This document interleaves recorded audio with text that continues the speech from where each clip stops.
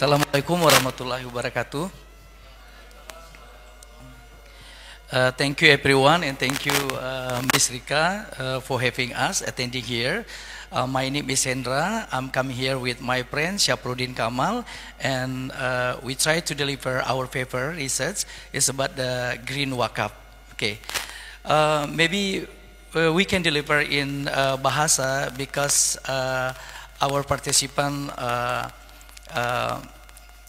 sangat banyak dari Indonesia, dan kami berpikir mendapatkan pertanyaan yang banyak juga dari paper ini. Thank you Prof. Gafar and also attending here dan teman-teman semua yang sudah presentasi, dan saya mengundang teman saya Syafruddin Kamal untuk sharing bersama-sama di sini. Izin Ms. Rika. Baik, penelitian ini kami bangun atas respon dari seorang profesor dari Jepang yang dia riset tentang lingkungan, environment. Tapi dia non-muslim dan dia sangat interesting dengan namanya wakaf hijau. Kemudian kami melakukan sedikit interview dan wawancara jarak jauh, dan akhirnya kami membangun sebuah riset bersama. Jadi judulnya adalah Scientific Dimension of Green Wakaf, Mapping Global Research Collaboration and Productivity Through Bibliometric Analysis. Kami bersama dengan Prof. Azhar Shah Ibrahim dan Bapak Fitriadi Ismail. This is our picture. Ya, mungkin tidak se-handsome di sini ya. Thank you for smiling. Next. Oke, kita tahu bahwa sekarang wakaf hijau menjadi pembicaraan yang sangat global gitu. Dan kita tahu juga bahwa Aceh, terutama di Kabupaten Aceh Tengah, sudah dimaklumatkan sebagai kota wakaf di Indonesia pada Oktober tahun 2024. Dan kenapa wakaf ini jadi penting, wakaf hijau? Karena kita tahu praktik mendharma berupa aset untuk mencapai kelestarian alam merupakan salah satu tujuan yang baik. Meskipun komunitas dan semua orang Islam tahu wakaf hijau dalam konteks kekinian dan dibicarakan di banyak sekali kegiatan, kemudian international conference dan lain-lain, tapi belum sepenuhnya bisa dimanfaatkan oleh para scholars untuk menulis lebih lanjut.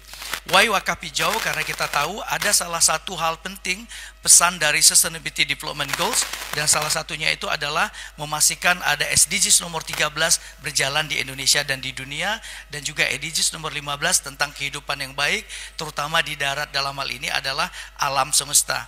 Dan kita tahu, kita banyak mendapatkan informasi bahwa kerugian yang besar, korban manusia, kerusakan lingkungan terjadi setiap tahun, bukan saja di Indonesia, tapi juga di dunia. Bahkan insiden kebakaran hutan pun telah meningkat secara global, dan ini sebagai bagian dari perubahan iklim, dan ini berkontribusi pada perusakan alam, di mana karbon dioksida dan zat berbahaya lainnya itu menjadi salah satu faktor yang penting. Next. Sebagaimana yang telah diungkapkan oleh Dr. Hendra Syaputra, bahwa ternyata green wakaf ini memiliki potensi yang signifikan pada kelestarian lingkungan. Akan tetapi, kajian-kajian ini masih minim dieksplorasi dalam wacana kontemporer. Selain itu, meski tergolong masif dibahas di dalam wacana akademik, ternyata kajian-kajian green wakaf ini masih terfragmentasi ataupun masih terfokus secara geografis sebarannya. Kemudian belum ada kajian yang secara spesifik memetakan secara sistematis bagaimana perkembangan topik penelitian dari wakaf hijau. Berdasarkan permasalahan yang telah kami uraikan tersebut, maka kami dalam hal ini hadir untuk mengisi kesenjangan tinjauan literatur tersebut dengan menganalisis bagaimana jumlah publikasinya, kemudian sumber distribusi publikasinya, menilai produktivitas penulis dan pola kolaborasi penulis, serta mengidentifikasi topik dan tema penelitian terkait tentang wakaf hijau di masa mendatang. Next. Kita lihat metode yang kita gunakan, kita menggunakan metodologi yang berakar pada analisis kuantitatif, namun pada pendekatan bibliometric analysis. Dan kita menggunakan bantuan Prisma flowchart. Tujuannya adalah bahwa semua data yang beredar, yang dipublikasikan oleh banyak peneliti, tidak sebenarnya bisa kita gunakan langsung juga sebagai referensi kita. Itulah kenapa flowchart di dalam Prisma flowchart ini dapat kita gunakan sebagai pemantik, agar kita tidak sembarangan melakukan sitasi dan melakukan riset berikutnya kalau tidak melakukan analisa yang baik seperti basis data ini. Kami memulai dari 10 Agustus 2025 mengecek limitasi tahun, dokumen type, source type, language, subject area, dan publications. Kami menggunakan Scopus. Kenapa? Dengan standar bahwa publikasi di Scopus melakukan tindakan review yang cukup ketat, dan kami memilih publikasi yang rata-rata baru 2 tahun terpublikasi karena mendapatkan review yang bagus dari para reviewers. Kemudian kami menghapus kata-kata dan sitasi yang tidak berdekatan dengan riset kami, lalu melakukannya kumpulan dari publikasi ini sebanyak 377 dokumen.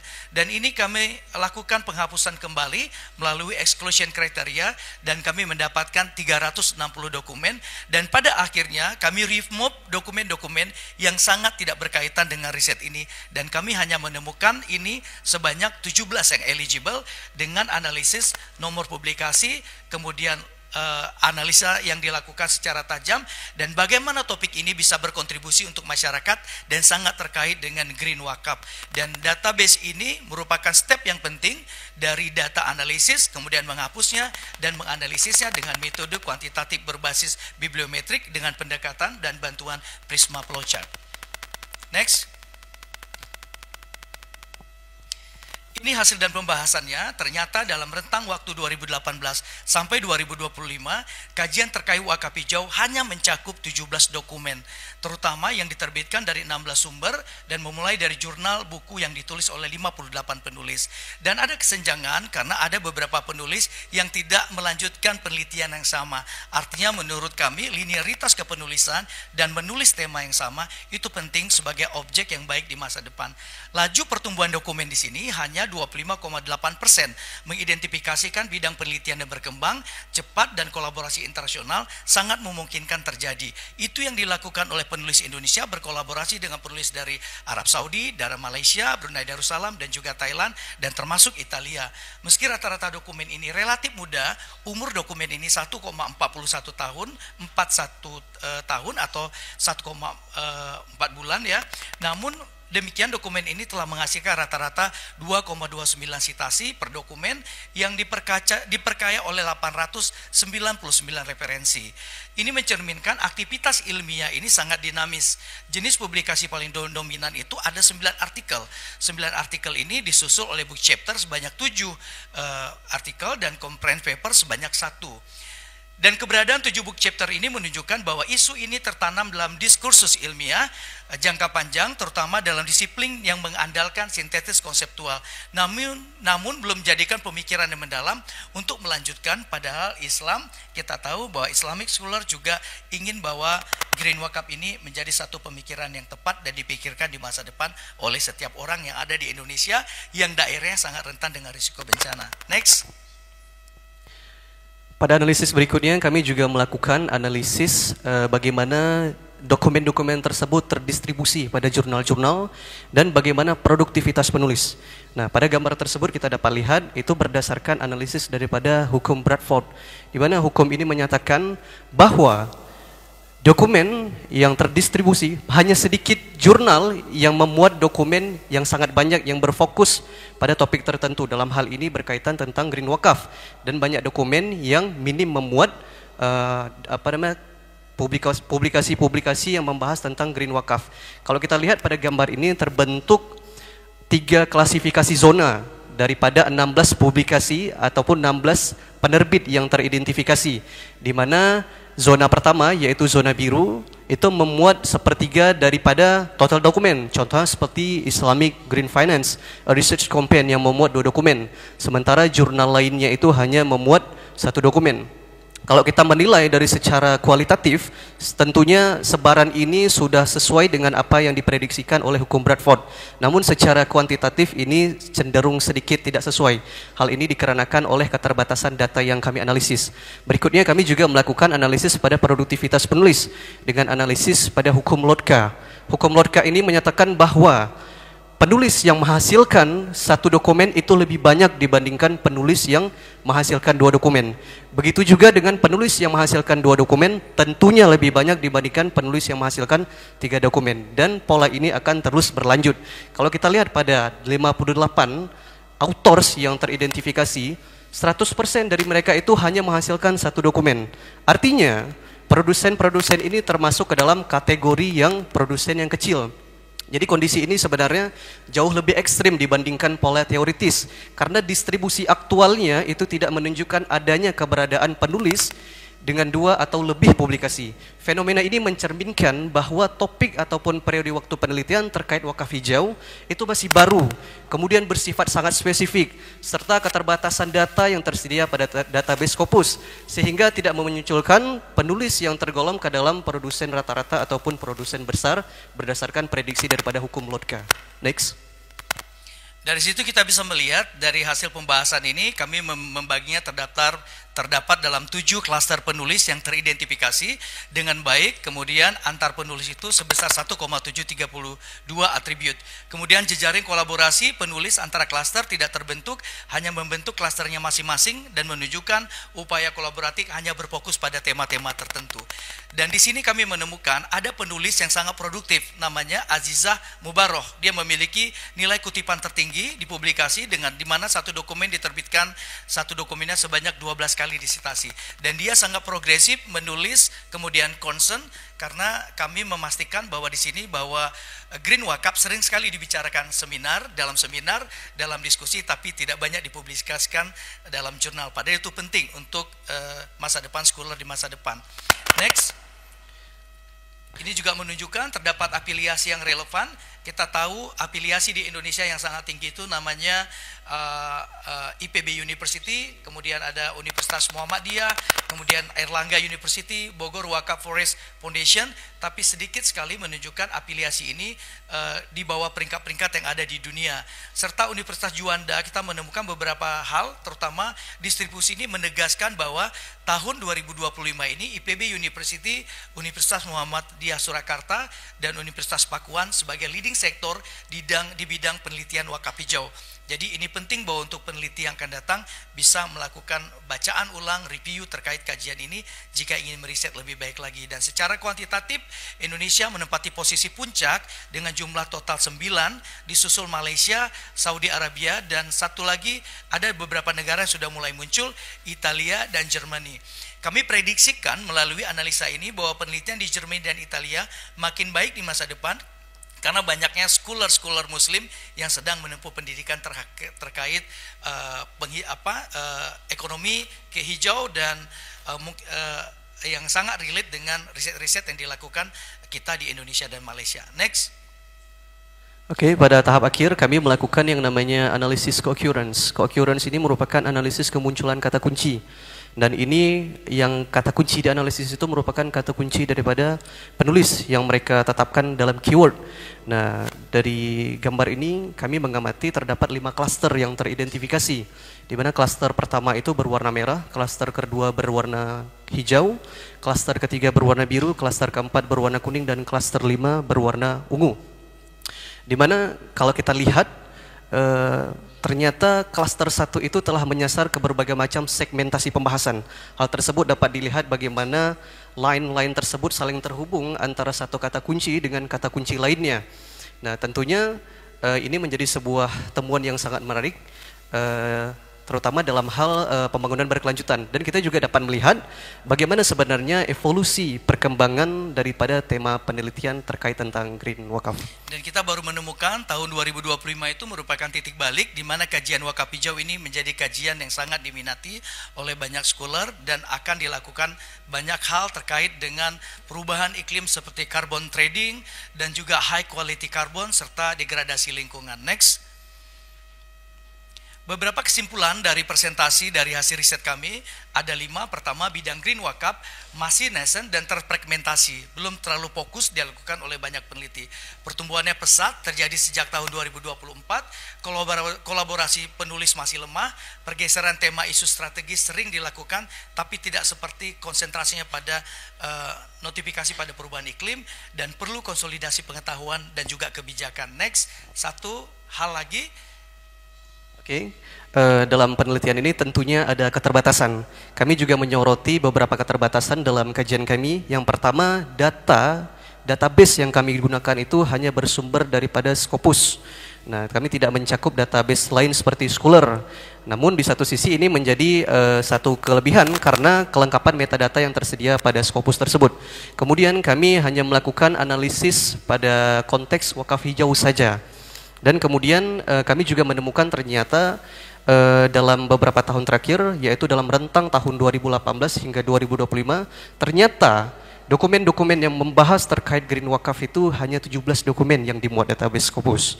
Oke. Ya, dan kami menyarankan perlu melakukan penelitian lanjut terkait dengan catatan riset ini, terutama para peneliti melakukan penelitian empiris dan terstandar dalam kajian wakaf hijau.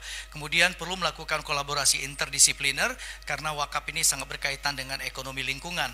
Kemudian integrasi dengan kebijakan SDGs ini sangat penting untuk menciptakan lingkungan yang baik di masa depan untuk Muslim dan semua manusia yang hidup di dunia saat ini. Terima kasih, kami mengharapkan banyak sekali masukan karena kami juga sedang membangun motivasi.co untuk bisa menyuarakan isu-isu terkait dengan wakaf hijau untuk anak muda yang ada di Indonesia yang berkolaborasi dengan 17 universitas di Indonesia dan 3 universitas di Asia. Terima kasih. Billahi taufiq wal hidayah. Assalamualaikum warahmatullahi wabarakatuh. Assalamualaikum warahmatullahi taala wabarakatuh.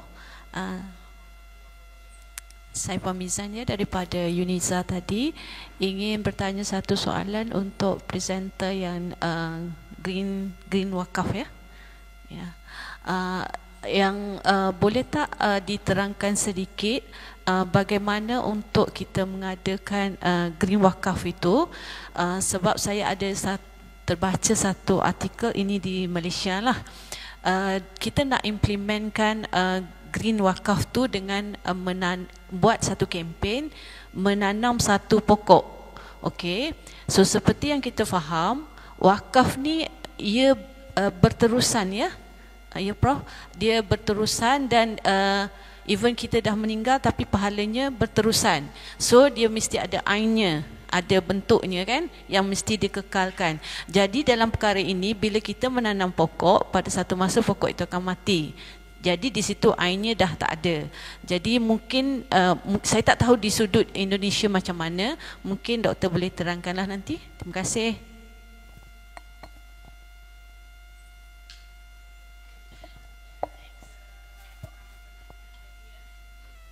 Jawab duluan dari paper Dr. Hendra dulu. Terima kasih Prof. Ghaffar dan Ibu yang atas pertanyaannya yang luar biasa. Kami tadi tidak menunjukkan full paper kami, tapi saya membaca sedikit atas pertanyaan itu. Kami mungkin akan respon dulu dari pertanyaan Prof. Ghaffar.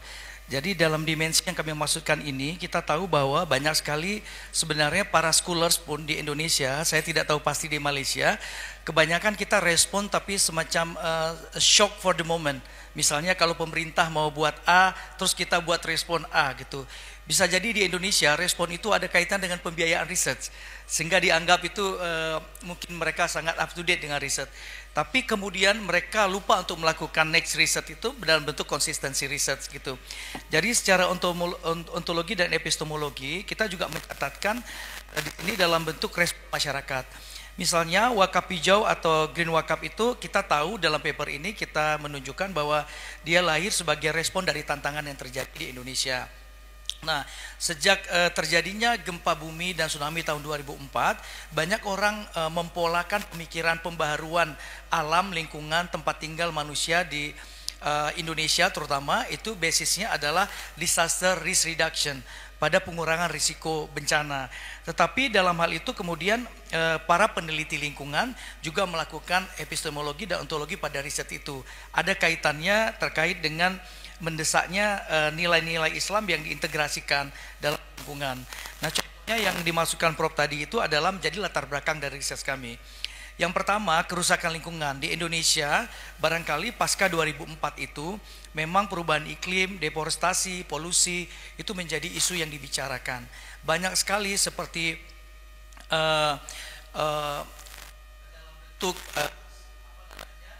perspektif, kemudian ada statement juga di Inggris ya terkait dengan ekonomi hijau, itu melatar belakangi. Dan di Indonesia kelangkaan sumber daya alam itu juga mendorong terbentuknya konsep wakaf hijau. Nanti saya akan ceritakan bagaimana di Asia, karena bagaimana konteks wakaf hijau ini di Indonesia dan juga di Asia. Gitu. Ini sebagai salah satu solusi inovatif, Prof. Dan kalau kita melihat dari tauhid, ini juga merupakan ajaran Islam mengajarkan pentingnya bahwa menjaga alam atau hifz Al-Bi'ah ini sebagai landasan dalam riset ini. Pertama, tanggung jawab manusia sebagai khalifah di bumi ini seperti tercantum dalam Al-Quran surat Ar-Rum 14, bahwa kita harus menjaga tidak saja mengambil keuntungan tapi juga melakukan pembaharuan. Misalnya kalau di Indonesia ada kaitan dengan pertanyaan Ibu tadi, dulu calon pengantin itu memberikan 1 pohon, 2 pohon. Sekarang saking banyaknya calon pengantin sehingga penghulu pun lupa meminta pohonnya. Jadi itu merupakan tantangan katanya. Dari sektor Maqasid Al-Syariah, kita melihat konsep wakaf hijau ini sejalan dengan Maqasid Al-Syariah, terutama di menjaga agama. Menjaga agama, jiwa, akal, keturunan, harta, serta lingkungan. Kebanyakan masyarakat Indonesia itu mencari nafkahnya di pertanian dan juga yang ada konteksnya dengan perdagangan. Nah, di pertanian contohnya kami ambil sampel di salah satu daerah penghasil kopi terbesar di dunia, namanya Kabupaten Aceh Tengah, dan kami membuatnya dalam full paper kami sebagai bentangan peta yang mengalami kerusakan akibat masyarakatnya tidak bisa menjaga salah satu checklist dari Maqasid Al-Syariah itu, terutama di Al-Bi'ahnya. Kemudian ada kaitannya dengan pertanyaan kedua dan mungkin relate dengan pertanyaan Ibu, bagaimana tujuan wakaf ini bisa berjalan. Di paper kami menyebutkan ada 3 hal. Pertama, dalam konsep pelestarian lingkungan. Wakaf hijau sekarang banyak dijadikan proyek-proyek seperti reboisasi, konservasi air, kemudian energi terbarukan dan pengelolaan sampah. Riset ini relate dengan riset kami pertama yang kami bentangkan di Oktober 2024 dalam tema bagaimana manfaat wakaf uang dan wakaf hijau untuk berkontribusi pada energi terbarukan di Indonesia. Nah, kami melihat pada saat itu banyak orang yang menyadari dan berbicara tentang wakaf hijau, tapi seperti Ibu bilang tadi jarang yang mau ikut andil secara serius. Dan di sini diperlukan sebenarnya kolaborasi kepentingan pemangku kebijakan, misalnya dari sektor swasta. Kami mencatat beberapa lembaga di luar konteks masyarakat pemerintah yang membuat concern yang cukup signifikan, terutama UNDP. Tetapi mereka tidak menyasar pada konsep wakaf hijau yang dibicarakan dalam Islam, tetapi hanya menjaga lingkungan. Kemudian pergi lagi ke satu tempat melakukan proyek baru lagi. Nah, edukasi dan literasi ini penting karena sebenarnya penguatan SDM Nazir pun belum benar-benar dilakukan dalam konteks wakaf hijau. Sebenarnya itu tanggung jawab, bukan hanya tanggung jawab pemerintah, tapi tanggung jawab semua hasil yang dibicarakan pada research. Nah, kami menyangkal satu statement yang menyatakan bahwa ini tidak berkembang. Tapi sebenarnya dari yang diteliti oleh Azizah tadi, menjawab pertanyaan Prof, bisa saja Prof untuk melakukan kolaborasi. Nampaknya beliau sangat concern, salah satu scholar dari Malaysia, dan beliau itu sangat open mind untuk berdiskusi dengan siapapun. Dan dari dialah kami juga tahu bisa berkolaborasi dengan salah satu profesor di Kyoto University. Namanya Prof. Rajib Saw. Dia hampir punya publikasi hampir 500 di Scopus dan sangat concern meneliti tentang dampak lingkungan. Dan banyak sekali scholar Indonesia juga melakukan penelitian dengan beliau, dan dia sangat interest karena ini pertama sekali dia akan ikut rembuk dalam perspektif Islamic thinking, terutama perspektif yang cukup baik. Jadi bagaimana menjalankannya, kami membagi dalam kerangka implementasi, Ibu. Ada 4. Pertama, tahap prokondisi. Kita melakukan penyadaran edukasi tentang wakaf hijau kepada masyarakat. Di Indonesia sendiri, Aceh, Kabupaten Aceh Tengah sudah ditabalkan sebagai kota wakaf di Indonesia. Tapi ketika kami melakukan penelitian awal, kami belum merasakan benar-benar bahwa kota itu bergegas dan berkemas untuk menyambut jabatan yang istimewa itu. Kemudian tahap konsolidasi, kami membaca banyak kebijakan hijau, konsolidasi SDM, teknologi dan pembiayaan. Dan kami bekerja sama dengan salah satu profesor pemetaan. Dia membantu kami memetakan daerah-daerah yang riskan di daerah yang sangat punya potensi untuk wakaf hijau, karena punya kebun, gunung yang cukup bagus yang bisa diimplementasikan untuk ekonomi impact. Kemudian tahap pengembangan proyek. Jadi Ibu di Indonesia masih mengalami kesulitan di sini di tahap pengembangan proyek, karena proyek percontohan dan monitoring dampak di Indonesia tergantung bagaimana misalnya public leadernya akan approve gitu program itu rata-rata, dan ini mungkin agak berdampak terutama ketika Indonesia mengalami efisiensi. Kemudian tahap pengaruh utamaan, seperti yang Prof sampaikan tadi, pengaruh utamaan terutama nilai-nilai tauhid penting sekali kita sadarkan kepada para pengelola wakaf hijau. Itulah mengapa kami membangun yang namanya platform motivasia.co. Motivasia.co itu kami sudah mengajak sekitar 21-an penulis di luar negeri yang punya concern terhadap wakaf hijau, dan mereka melakukan itu dari isu keuangan seperti yang Prof Gafar sampaikan tadi. Apakah ada kaitannya dari financial economic? Ada, dari kita temukan itu ada. Jadi potensi globalnya Prof dan Ibu, wakaf hijau ini sejalan juga dengan tema riset dan juga mungkin Aizawa kali ini, SDGs. Jadi wakaf hijau sejalan dengan SDGs terutama di nomor 13, 14 dan nomor 1. Dan tentu saja kami berharap banyak sekali kolaborasi yang muncul. Salah satu tujuan kami adalah agar Indonesia melalui Aceh bisa menyuarakan konsep-konsep baik tentang wakaf hijau. Karena di sini sangat bergema tentang wakaf hijau, dan mudah-mudahan juga ada tempat yang kita bisa jadikan pilot project untuk mengimplementasikan konsep itu. Mungkin kami akan melakukan semacam tour, mungkin akan ke kampus Prof atau ke kampus Ibu untuk menyuarakan ini kepada para scholars. Karena kami melihat sebenarnya Islam punya tantangan besar, khususnya ketika kita menyebutkan bahwa Islam rahmatan lil alamin. Tapi pemain-pemain misalnya pengeruk tanah, pembabatutan, itu hampir rata-rata itu 57%-nya adalah orang Muslim. Semoga dengan kehadiran peneliti-peneliti muda seperti Sapruddin Kamal, Rezi, dan teman-teman lain, mungkin suara kita akan semakin bergema di banyak tempat, di banyak kesempatan. Harapannya pada waktu yang tepat, konsep wakaf hijau ini benar-benar sudah seperti bagaimana kita makan setiap hari 3 kali dan sholat 5 waktu, ya. Bersyukur adalah salah satu bentuk dari implementasi wakaf hijau dengan menjaga lingkungan dan benar-benar memberikan manfaat dan menjauhkan mudarat dari diri kita manusia kepada penghancuran lingkungan. Semoga ini bisa menjawab. Terima kasih.